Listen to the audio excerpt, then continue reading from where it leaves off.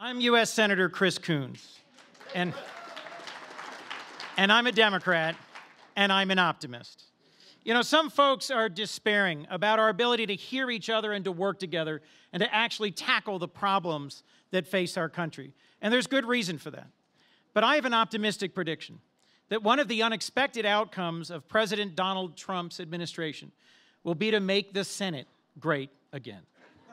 Sometimes it's really not shared values or shared experience that brings us together, but it's an unexpected and shared opponent. And I'll give you a few quick examples. I've managed recently to successfully legislate with some of the most conservative Republican senators. Republican Chairman of the Foreign Relations Committee, Bob Corker, and I have come together to introduce a bold bill that will reform U.S. food aid in the face of entrenched interests that keep it inefficient and overly expensive.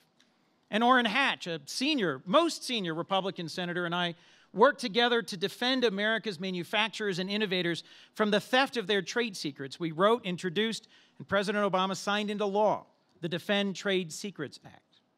But the root of how we found each other and how we helped work to restore some of the checks and balances that are so essential to our society really might surprise you, because it comes from what I view as the best hour every week in the Senate, and it's not the hour that we all head home.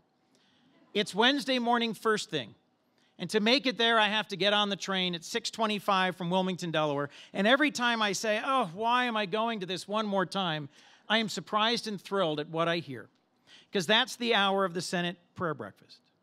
It's when 24 senators, conservative and evangelical, Mormon and Protestant, Jewish and even Buddhist, gather together for an hour, and we do two things that don't exist in the rest of our weeks. We trust each other, and we listen. One senator every week stands up and shares from his or her life and experience and background, and challenges the rest of us to understand them as people and to hear them, their suffering, their struggle, their purpose, their path, their values. And out of that experience has come the greatest opportunities for bipartisanship and progress that I've had in 7 years. Let me briefly share, as a progressive Christian and Democrat, that I think both parties, and mine in particular, need to realize that progressive values aren't just secular values. You can get to some of our most important priorities through two routes. You care about welcoming immigrants and refugees. You can get there because you care about other people as an intellectual, as a humanist, as a principled matter.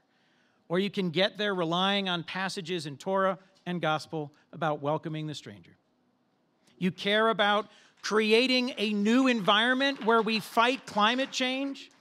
You can believe that because you have a scientific foundation and you see the imperative for federally funded research and development for clean energy so our children and grandchildren can have a more positive environmental future. Or you can say, as I would, that God created the earth and gave us stewardship over it.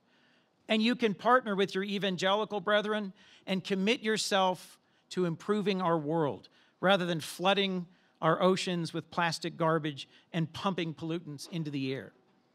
The party that recognizes that the vast majority of Americans are people of faith is the party that will be able to propose solutions that address their big challenges and that hear them.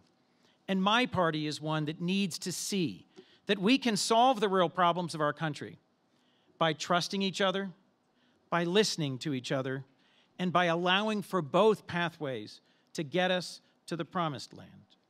At the end of the day, we have to make clear that we fight for things like civil rights and social justice and the environment, not in spite of our faith, but in many cases as Democrats, because of it. And those of us who come at these principles from a secular perspective have to recognize that we can make common cause in a way that respects the best in America and allows us to once again be the republic that is the hope of the world. Thank you.